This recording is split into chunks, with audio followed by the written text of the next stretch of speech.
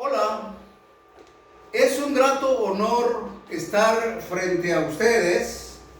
Mi nombre es Federico Botzok-Bach y en esta oportunidad voy a realizar una actividad que consiste en el análisis de los elementos del tipo penal. Vamos a ver entonces en qué consiste el tipo penal. El tipo penal que voy a desarrollar se encuentra en el artículo 313 del Código Penal y es la fabricación de moneda falsa, y ahí se encuentra la descripción en qué consiste este tipo penal. Como lo podemos ver en este cuadro, el tipo penal que voy a desarrollar o que voy a describir se conforma de 16 elementos, los cuales voy a describir a continuación de la siguiente manera. El elemento número 1, el artículo. ¿Qué es el artículo? Es una disposición numerada en forma consecutiva dentro del cuerpo de un tratado, es decir, dentro del cuerpo de una ley o de un reglamento que empieza con el artículo número 1, número 2, número 3, número 4, 100, 200, 400, hasta llegar al último artículo que contiene el tratado o que contiene la ley. En el elemento número 2 encontramos entonces el nombre del tipo penal. Este nombre se encuentra en la disposición numerada, que es el artículo 313, y es la fabricación de moneda falsa. En el elemento número 3 encontramos una pregunta de cuántos tipos penales hay en el artículo. En este artículo encontramos 4 tipos penales que en la clase anterior ya se explicó. A continuación tenemos el elemento número 4, que es el tipo penal o tipificación. ¿Qué es entonces el tipo penal? El derecho penal es la descripción precisa de las acciones u omisiones que son considerados como delito. En el elemento número 5 encontramos el sujeto activo. ¿Qué es el sujeto activo? El sujeto activo es el autor de la acción típica, antijurídica, imputable y culpable. En otros términos, es el autor del delito. Podríamos también llamarlo como el victimario. En el siguiente elemento, que es el número 6, encontramos el sujeto pasivo. El sujeto pasivo es la persona que sufre o que recibe las consecuencias del delito. El sujeto pasivo suele dividirse en dos: sujeto pasivo impersonal, sujeto pasivo personal. El sujeto pasivo personal es la persona humana como cualquiera de nosotros, en tanto que el sujeto pasivo impersonal no es una persona física, es o puede ser una persona jurídica, por ejemplo, una sociedad anónima.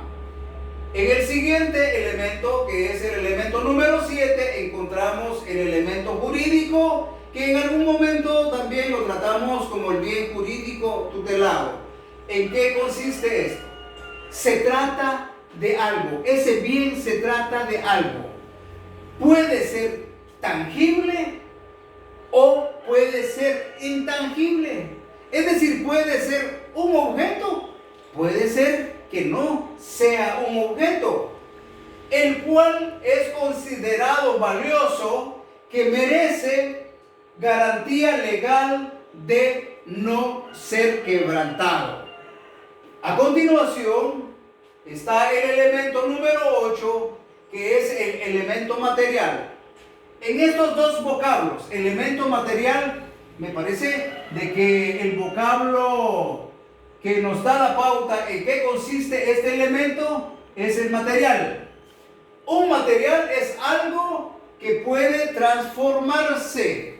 Cualquier materia, cualquier objeto puede ser susceptible de transformación. En el tipo penal es el efecto del acto voluntario en el mundo exterior. En este caso, la moneda falsa. A continuación, vemos el elemento número 9, que es el verbo rector. Es muy importante e indispensable tener el conocimiento y el dominio jurídico en qué consiste el verbo rector. Es una operación mental que permite comprender y delimitar la conducta prohibida. Por ejemplo, en el caso que estoy abordando, dice, quien fabricare, el verbo fabricare, el verbo rector es fabricar. Si se tratara, por ejemplo, quien diere muerte, el verbo rector de muerte es matar, y así sucesivamente podríamos encontrar muchos ejemplos más. Veamos el elemento número 10, que es el supuesto lógico, muy importante también.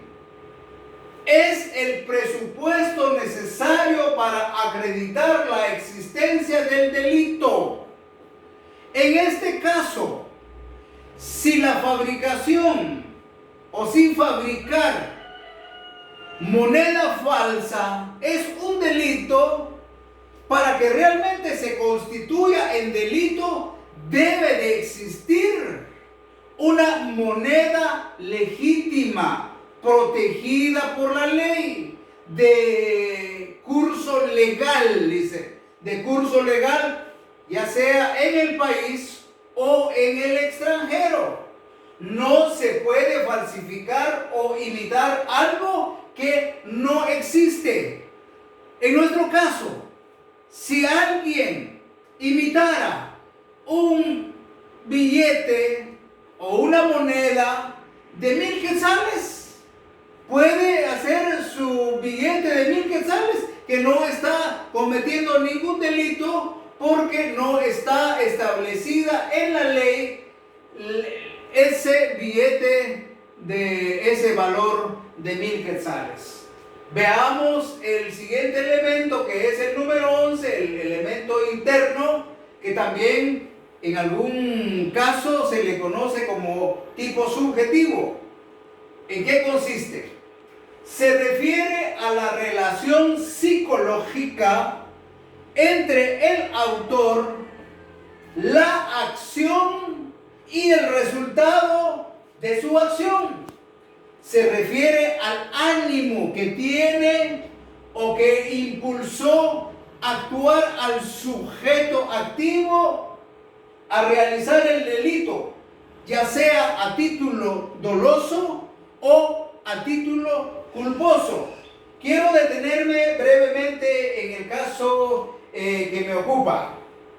En cuanto a la falsificación, es necesariamente dolosa, porque no se puede decir que por descuido mío, pues salió un billete falso. Se tuvo que haber pensado para falsificar ese billete. A continuación, el elemento número 12, elementos normativos.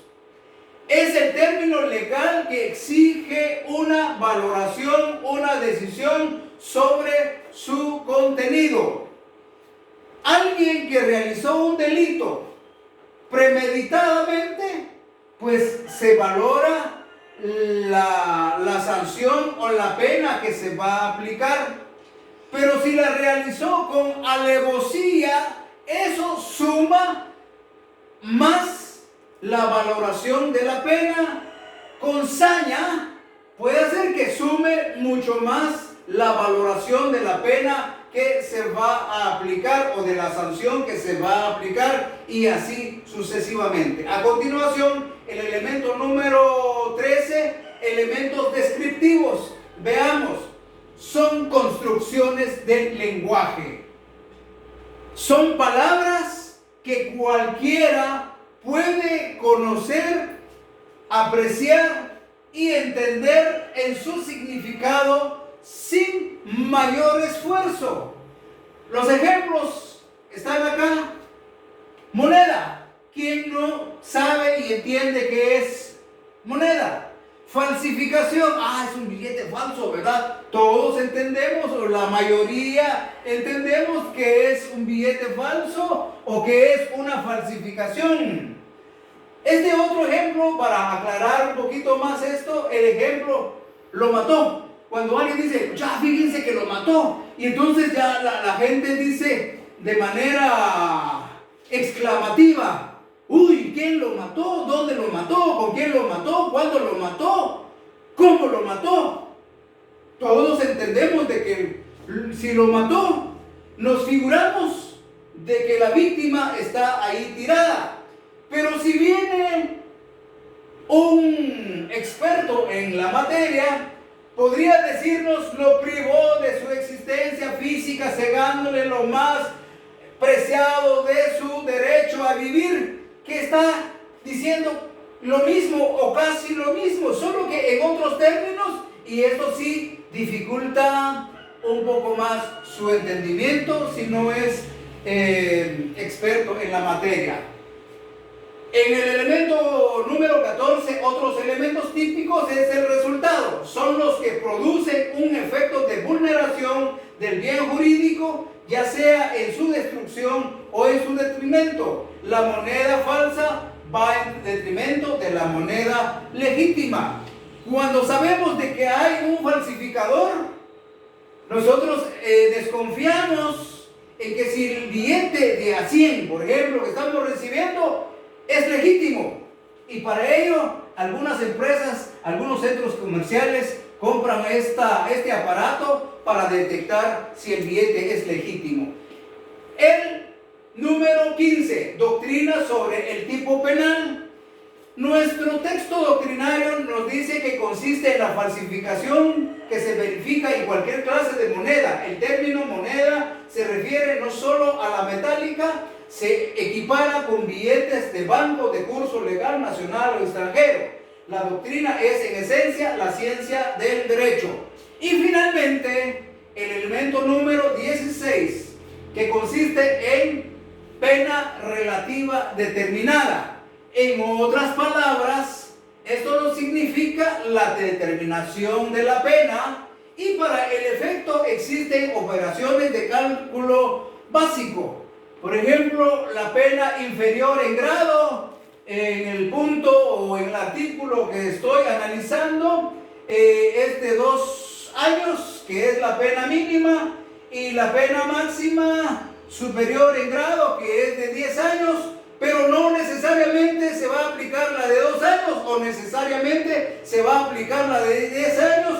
Puede existir un término inferior, mitad del término inferior de la pena o mitad superior de la pena. La mitad inferior podría ser de 2 años a 4 años y 11 meses, y la mitad superior de la pena de 5 años a 9 años y 11 meses. Muchísimas gracias por su valiosa atención. Un cordial saludo para nuestro licenciado Álvaro Enrique Sontay y Cal. Bendiciones para todos ustedes.